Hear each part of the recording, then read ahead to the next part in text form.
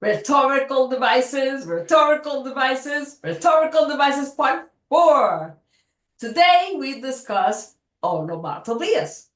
So what is an onomatopoeia? An onomatopoeia is a word that sounds exactly like the thing that you are talking about. Such as when you hear the words tick-tock, tick-tock, it describes a clock. Therefore, an onomatopoeia. Another one is pow, bang, slam, sizzle.